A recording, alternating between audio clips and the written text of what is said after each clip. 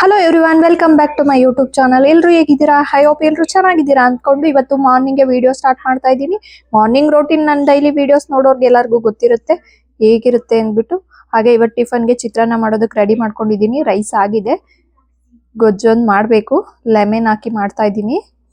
ಹಾಗೆ ಬಾಕ್ಲಿಗೆ ನೀರು ಹಾಕ್ಬಿಟ್ಟು ಹೋಗೋಣ ಅಂತ ಬಂದು ಬಾಕ್ಲಿಗೆ ನೀರು ಹಾಕ್ತಾ ಇದ್ದೀನಿ. ಕಸ ಎಲ್ಲ ಗುಡಿಸಿದ್ದಾಯ್ತು. ಹಾಗೆ ಬಾಕ್ಲಿಗೆ ನೀರು ಹಾಕ್ತಾ ಇದ್ದೀನಿ. ನೀರು ಹಾಕಿದ್ದಾದ್ಮೇಲೆ ಹಾಗೆ ಗಿಡಗಳಿಗೆ ನೀರು ಹಾಕೋಕೆ ನೀರು ತುಂಬಿಸ್ತಾ ಇದ್ದೀನಿ. ಗೊಜ್ಜೆಲ್ಲ ಮಾಡಿ ಇಟ್ಬಿಟ್ಟು ರೈಸ್ ಎಲ್ಲ ಕಲಸಿ ಹಸ್ಬೆಂಡಿಗೆ ಬಾಕ್ಸಿಗೆ ಹಾಕ್ಬಿಟ್ಟು ಹಾಗೆ ನೀರು ತುಂಬಿಸಿದ್ದೆ. ಇವಾಗ ಟೆರೆಸ್ ಮೇಲೆ ಬಂದು ನೀರು ಹಾಕ್ತಾ ಇದ್ದೀನಿ. ಇಲ್ಲಿ ಟ್ಯಾಪ್ ಇಲ್ಲ, ಹಾಗಾಗಿ ಕೆಳಗಡೆಯಿಂದನೇ ನಾನು ನೀರು ಎತ್ಕೊಂಬರ್ಬೇಕು.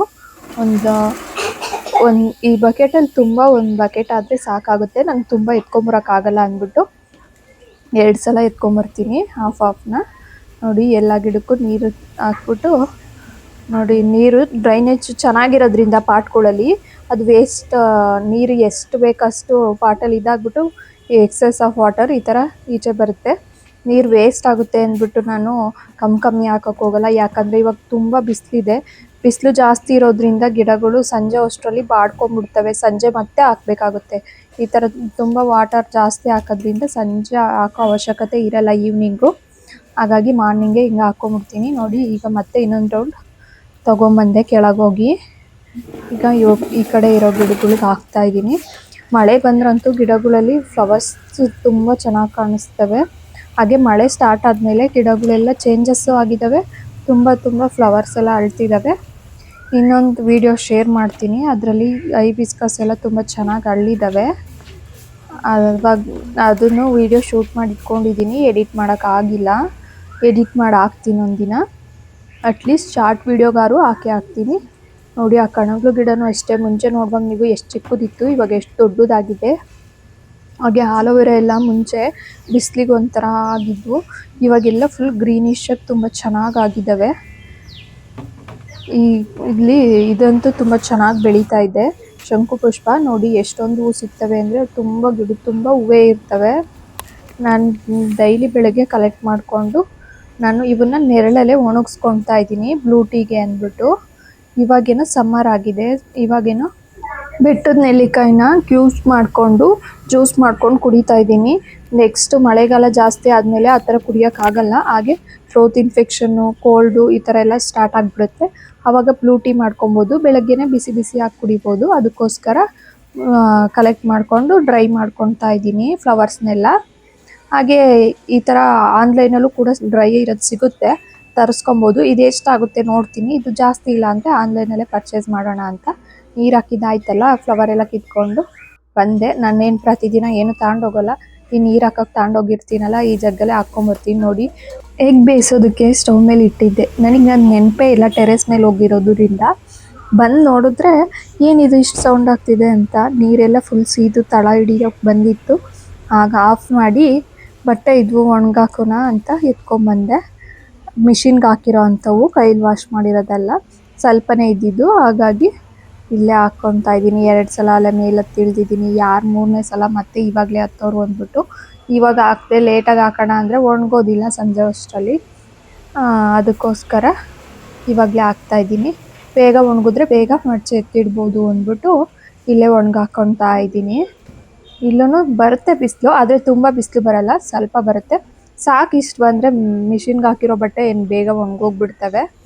ಅದಕ್ಕೆ ಇಲ್ಲೇ ಒಣಗಾಕ್ತಿದ್ದೀನಿ. ಆ ಸೀರೆ ತೆಳುವಾಗಿರುತ್ತಲ್ವ, ಅದ್ರ ಮೇಲೆ ಈ ಥರ ಬೇಗ ಒಣಗೋ ಅಂಥವೇ ಹಾಕಿದ್ರೆ 2 ಕೂಡ ಬೇಗ ಒಣಗ್ತವೆ ಅಂದ್ಬಿಟ್ಟು ಹಾಕ್ಕೊತಾ ಇದ್ದೀನಿ. ನಾನು ಆಲ್ಮೋಸ್ಟ್ ಕಲರ್ ಡಾರ್ಕ್ ಇರೋ ಅಂಥವು ಎಲ್ಲ ಉಲ್ಟಾ ಮಾಡಿಬಿಟ್ಟು ಹಾಕ್ತೀನಿ. ಯಾಕಂದರೆ ಬಿಸಿಲಿಗೆ ಕಲರ್ ಶೇಡ್ ಆಗುತ್ತೆ ಅಂದ್ಬಿಟ್ಟು ಆ ಥರ ಮಾಡ್ಕೊಂಡು ಹಾಕೋದು. ಡೈಲಿ ಯೂಸ್ ಕ್ಲಾತ್ ಎಲ್ಲ ಏನು ಉಲ್ಟಾ ಮಾಡಿ ಹಾಕೋಕ್ಕೆ ಹೋಗಲ್ಲ. ಆಮೇಲೆ ಪಾಪು ಬಟ್ಟೆಗಳ್ನೂ ಅಷ್ಟೇ, ಅವು ಟೀ ಶರ್ಟ್ಗಳು ಡಾರ್ಕ್ ಕಲರ್ ಇರ್ತಾವಲ್ಲ, ಅವನ್ನ ಮಾತ್ರ ಉಲ್ಟಾ ಮಾಡಿ ಹಾಕ್ತೀನಿ. ಇನ್ನಿಲ್ಲ ಅಂದರೆ ಡೈಲಿ ಯೂಸ್ ಬಟ್ಟೆ ಏನು ಯಾವಾಗಲೂ ಉಲ್ಟಾ ಮಾಡಿ ಹಾಕಲ್ಲ. ಇಲ್ಲೇನು ಅಷ್ಟು ಬಿಸಿಲು ಬರಲ್ಲ, ಹಂಗಾಗಿ ಕೆಲವೊಂದು ಮಾತ್ರ ಉಲ್ಟಾ ಮಾಡಿದ್ದೀನಿ. ಇಲ್ಲ ಅಂದರೆ ಏನು ಎಲ್ಲವೂ ಮಾಡ್ತಿಲ್ಲ, ಹಾಗೆ ಹಾಕ್ತಿದ್ದೀನಿ.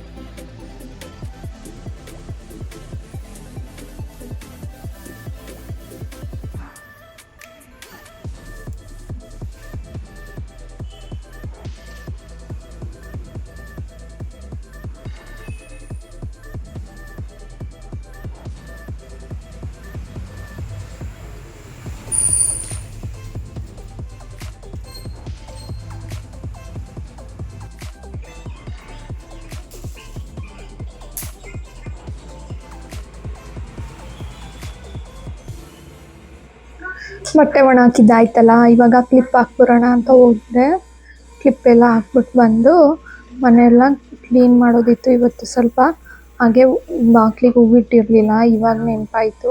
ಅಯ್ಯೋ, ಮೇಲಿಂದ ಕಿತ್ಕೊಂಡ್ಬಂದಿದ್ನಲ್ಲ ಕೆಲವೊಂದು ಹೂಗಳು, ಅದನ್ನೇ ತಂದಿಡ್ತಾ ಇದ್ದೀನಿ. ಹೂವು ಖಾಲಿ ಆಗಿತ್ತು, ತಂದಿರಲಿಲ್ಲ. ಇವತ್ತು ಈವ್ನಿಂಗ್ ಪೂಜೆ ಮಾಡೋಣ ಅಂದ್ಬಿಟ್ಟು ಬೆಳಗ್ಗೆ ಮಾಡ್ಕೊತಿಲ್ಲ. ನನ್ನ ಮಗನಿಗೆ ಬೆಳಗ್ಗೆ ಬ್ರೇಕ್ಫಾಸ್ಟ್ ತಿನ್ನಲ್ಲ ಅಂದಿದ್ದಕ್ಕೆ ಒಂದು ಎಗ್ ಬಾಯ್ಲ್ ಮಾಡಿ ಮತ್ತು ವಾಟರ್ ಮಿಲನ್ನು ಎಗ್ಗು ಕೊಟ್ಬಿಟ್ಟು ತಿನ್ನೋದಕ್ಕೆ. ನೋಡಿ ನಾನು ಯಾವ ಥರ ಕಾಂಪೋಸ್ಟ್ ರೆಡಿ ಮಾಡ್ಕೊತೀನಿ ಕಿಚನ್ ವೇಸ್ಟಿಂದ ಅಂತ ಲಾಸ್ಟ್ ಟೈಮ್ ಹೇಳಿದ್ದೆ ಅಷ್ಟೇ, ತೋರಿಸಿರ್ಲಿಲ್ಲ. ಸುಮ್ಮನೆ ಅದು ಮಣ್ಣು ಹಾಕಿದ್ದೆಲ್ಲ ತೋರಿಸಿದ್ದೆ. ಅದು ಕೆಳಗಡೆ ಗಾರ್ಡನ್ ವೇಸ್ಟ್ ಹಾಕಿ ಮಣ್ಣು ಹಾಕಿದ್ನಲ್ಲ. ಇವಾಗ ನೋಡಿ ಕಿಚನ್ ವೇಸ್ಟ್ ಅವಾಗವಾಗ ತಗೊಂಡೋಗಿ ಈ ಥರ ಹಾಕಿದ್ದೆ.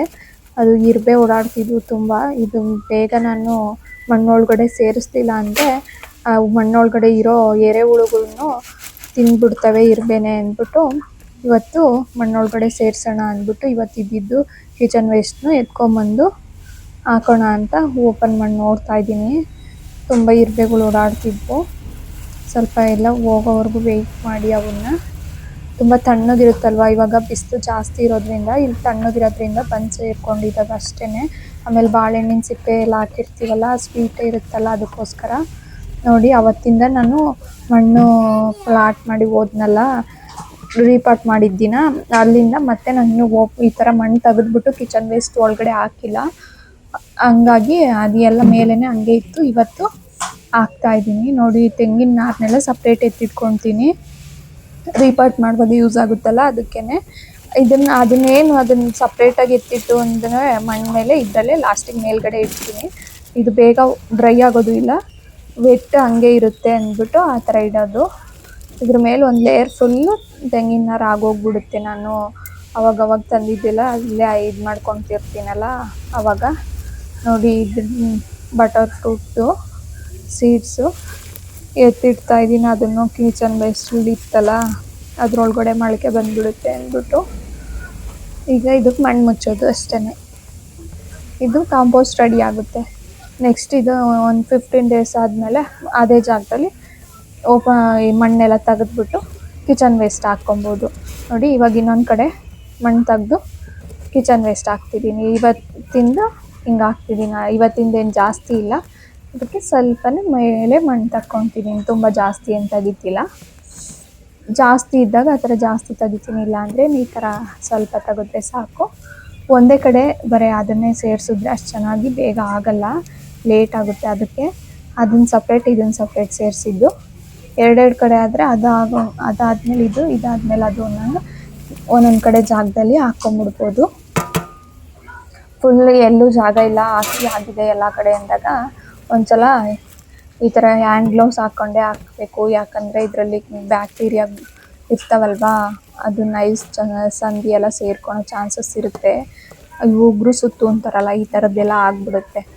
ಅದಕ್ಕೋಸ್ಕರ ಈ ಥರ ಯಾವಾಗಲೂ ಇದನ್ನ ಹ್ಯಾಂಡ್ ಗ್ಲೌಸ್ ಯೂಸ್ ಮಾಡಬೇಕು.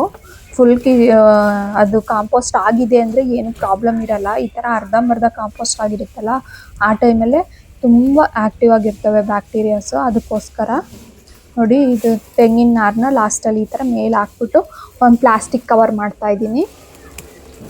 ನಾನು ಈ ಕಿಚನ್ ವೇಸ್ಟಿಂದ ಮಾಡ್ಕೊಳೋ ಅಂಥ ಕಾಂಪೋಸ್ಟ್ ಬಿಟ್ಟರೆ ಬೇರೆ ಯಾವುದೂ ಯೂಸ್ ಮಾಡಲ್ಲಪ್ಪ ಗಿಡಕ್ಕಂತೂ. ಇದನ್ನೇ ನನ್ನ ಫ್ರೆಂಡ್ ಒಬ್ಬರು ಕೇಳ್ತಿರ್ತಾರೆ, ಅದರಲ್ಲಿ ಚೆನ್ನಾಗಿ ಬರ್ತಾವೆ, ಅಷ್ಟು ಚೆನ್ನಾಗಿ ಬರ್ತಾವೆ ಗಿಡ ಅಂದ್ಬಿಟ್ಟು. ನೋಡಿ ಹಾಲು ಇವತ್ತು ಯಾಕೋ ಹೊಡೆದೋಗ್ಬಿಡ್ತು.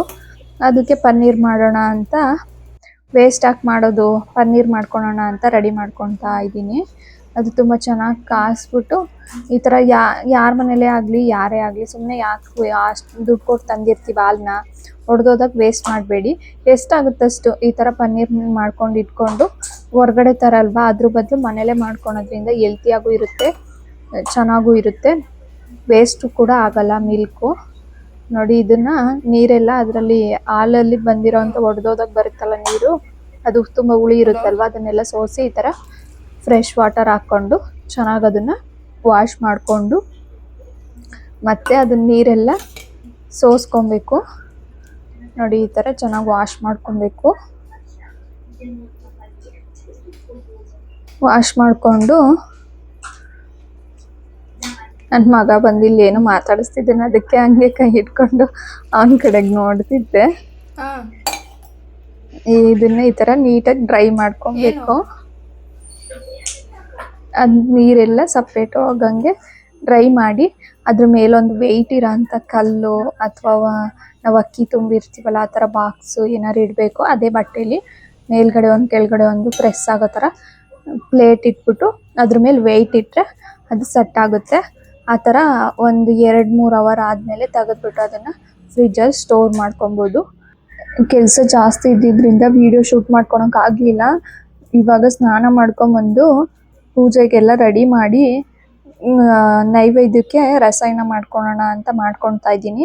ಇವಾಗ ವಿಡಿಯೋ ಶೂಟ್ ಮಾಡ್ಕೊಳ್ತಾ ಇದ್ದೀನಿ. ಫುಲ್ ಇವತ್ತು ಮನೆಯೆಲ್ಲ ಕೆಲವೊಂದು ಬಟ್ಟೆಗಳೆಲ್ಲ ಯೂಸ್ ಮಾಡದೇ ಇರೋದಿತ್ತು ನನ್ನ ಮಗಂದು, ಅದನ್ನೆಲ್ಲ ಎತ್ತಿಟ್ಟು, ಆಮೇಲೆ ನಮ್ಮ ಹಸ್ಬೆಂಡ್ದಂತೂ ಅವರಂತೂ ದಿನ ಬಟ್ಟೆ ಎತ್ಕೋವಾಗೆಲ್ಲ ಇದು ಬೇಡ ಅದು ಬೇಡ ಅಂತ ತೆಗ್ದು ಹಾಕಿರ್ತಾರೆ. ಮತ್ತೆ ಅದನ್ನೆಲ್ಲ ಮಡಚಿಡಬೇಕು.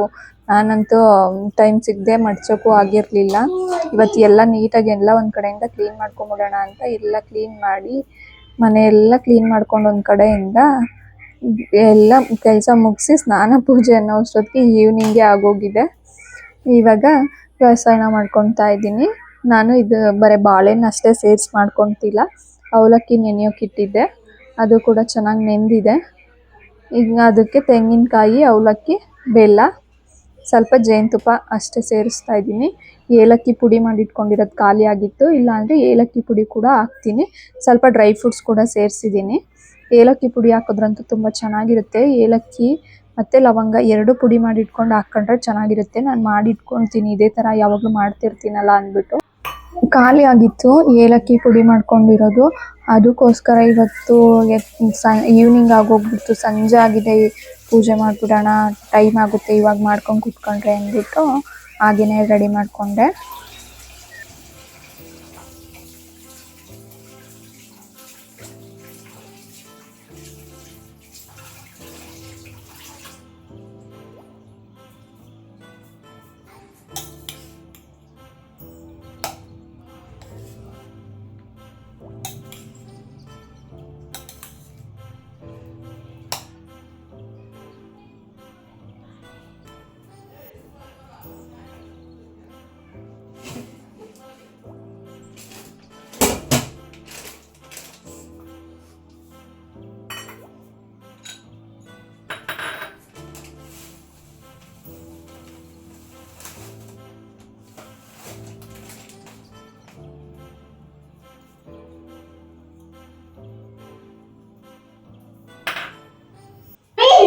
ಬೆಲ್ಲ ಮತ್ತು ಡ್ರೈ ಫ್ರೂಟ್ಸು ಹನಿ ಸೇರಿಸ್ಕೊತೀನಿ. ಈ ಥರ ಚೆನ್ನಾಗಿ ಮಿಕ್ಸ್ ಮಾಡಿಕೊಂಡು ಫಸ್ಟೇ ಅವಲಕ್ಕಿ ತೆಂಗಿನಕಾಯಿ ಹಾಕಿದ್ಮೇಲೆ ಒಂದು ಸಲ ಮಿಕ್ಸ್ ಮಾಡಿ ಆಮೇಲೆ ಬೆಲ್ಲ ಸೇರಿಸಿ ಮಿಕ್ಸ್ ಮಾಡ್ಕೊತಾ ಇದ್ದೀನಿ. ನನ್ನ ಮಗನಿಗೆ, ನಮ್ಮ ಹಸ್ಬೆಂಡ್ಗೆ, ನನಗೆ ಎಲ್ರಿಗೂ ಈ ಥರ ಇಷ್ಟ. ಹಾಗಾಗಿ ಸ್ವಲ್ಪ ಜಾಸ್ತಿನೇ ಮಾಡ್ಕೊಂಡಿದ್ದೀನಿ. ನೈವೇದ್ಯಕ್ಕೆ ಅಷ್ಟೇ ಮಾಡಿಲ್ಲ. ಆಮೇಲೆ ಬಾಳೆಹಣ್ಣು ತುಂಬ ಇದ್ವು, ಅವು ಕಪ್ಪುಗಾಗಿ ಹಾಳಾಗೋಗ್ಬಿಡ್ತವೆ ಇನ್ನು ಅಂದ್ಬಿಟ್ಟು ಹಾಗೇ ತಿಂದು ಖಾಲಿ ಮಾಡೋರು. ಈ ಸಲ ನನ್ನ ಮಗಂಗೆ ಹುಷಾರಿಲ್ಲದೆ ಇದ್ದ ಕಾರಣ ಖಾಲಿ ಆಗಿಲ್ಲ, ಅವನೇನೆ ತಿಂದು ಖಾಲಿ ಮಾಡೋನು, ತಿಂದಿರಲಿಲ್ಲ. ಹಂಗಾಗಿ ವೇಸ್ಟ್ ಆಗಿಬಿಡ್ತವೆ. ಒಂದೇ ಸಲ ಎಲ್ಲ ಹಣ್ಣಾಗಿದ್ದಾವೆ, ಕಪ್ಪುಗಾಗಿದ್ದಾವೆ. ಸ್ವಲ್ಪ ಸ್ವಲ್ಪ ಅಂದರೆ ತುಂಬ ಬಿಸಿಲಿದೆಯಲ್ಲ, ಬೇಗ ಕಪ್ಪುಗಾಗ್ಬಿಡ್ತವೆ. ಅದಕ್ಕೆ ಈಗ ಮಾಡಿದ್ರೆ ಬೇಗ ಖಾಲಿ ಆಗುತ್ತೆ ಅಂದ್ಬಿಟ್ಟು ಮಾಡ್ತಾಯಿದ್ದೀನಿ. ಜೇನುತುಪ್ಪ ತಿನ್ನಲ್ಲ, ಡ್ರೈ ಫ್ರೂಟ್ಸ್ ಹಾಕ್ಕೊಳಲ್ಲ ಅನ್ನೋರು ಹೀಗೇ ತಿನ್ಬೋದು. ಇಷ್ಟೇ ಮಾಡಿಕೊಂಡು ತುಂಬ ಚೆನ್ನಾಗಿರುತ್ತೆ. ನೈವೇದ್ಯಕ್ಕಲ್ವಾ, ನೈವೇದ್ಯಕ್ಕೆ ತುಪ್ಪ, ಜೇನುತುಪ್ಪ ಮತ್ತು ಡ್ರೈ ಫ್ರೂಟ್ಸು ಈ ಥರದ್ದೆಲ್ಲ ಹಾಕಿಯೇ ಮಾಡೋದು ನಮ್ಮ ಕಡೆ. ಅದಕ್ಕೋಸ್ಕರ ನಾನು ಹಾಗೆ ಮಾಡ್ತೀನಿ. ಈಗ ನಾವು ಎಲ್ಲಾದರೂ ಒಂದು ಅಭಿಷೇಕ ಮಾಡಿಸಿದ್ರು ಹೀಗೆ ಇದೇ ಥರ ರೆಡಿ ಮಾಡಿಕೊಡೋದು ನಾವು. ಅದಕ್ಕೋಸ್ಕರ ನನ್ನ ಮನೇಲಿ ನೈವೇದ್ಯ ಮಾಡುವಾಗಲೂ ಇದೇ ಥರ ಮಾಡ್ಕೊತೀನಿ. ಬಾಳೆಹಣ್ಣಿನ ರಸಾಯನ ಏನಾದರೂ ಮಾಡಿದ್ರೆ ಜಾಸ್ತಿ ಫ್ರೂಟ್ಸೇ ನೈವೇದ್ಯಕ್ಕೆ ಬಳಸೋದು ನಾನು. ಏನಾದರೂ ಹಬ್ಬಗಳು ಈ ಥರ ಏನಾದರೂ ಸ್ಪೆಷಲ್ ಡೇ ಇದ್ದರೆ ಅಷ್ಟೇ ಈಗ ಬೇಯಿಸಿರೋ ಅಂಥದ್ದು, ಕುಕ್ ಮಾಡಿರೋ ಅಂಥದ್ದನ್ನ ನೈವೇದ್ಯ ಮಾಡೋದು. ಇನ್ನು ನಾರ್ಮಲ್ ಡೇಸಲ್ಲೆಲ್ಲ ಈ ಥರ ಫ್ರೂಟ್ಸ್ಗಳೇ ನೈವೇದ್ಯಕ್ಕೆ ಇಡ್ತೀನಿ.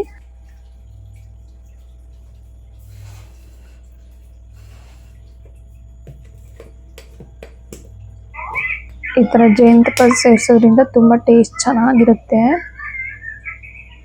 ಈ ಥರ ಒಂದ್ಸಲ ಮಾಡಿ ನೋಡಿ. ನೀವು ಇದೇ ಥರ ಮಾಡ್ತಿದ್ರೆ ಇದೇ ಥರ ಮಾಡ್ತೀವಿ ಅಂತ ಕಮೆಂಟಲ್ಲಿ ತಿಳಿಸಿ. ಬೇಕಾದರೆ ಈ ಥರ ಮಾಡ್ತಿಲ್ಲ ಬೇರೆ ಥರ ಮಾಡ್ತಿದ್ವು ಅಂದರು ಕಮೆಂಟಲ್ಲಿ ನಾವಿಲ್ಲ ಈ ಬೇರೆ ಥರ ಮಾಡ್ತೀವಿ ಅಂತಲೂ ತಿಳಿಸ್ಬೋದು.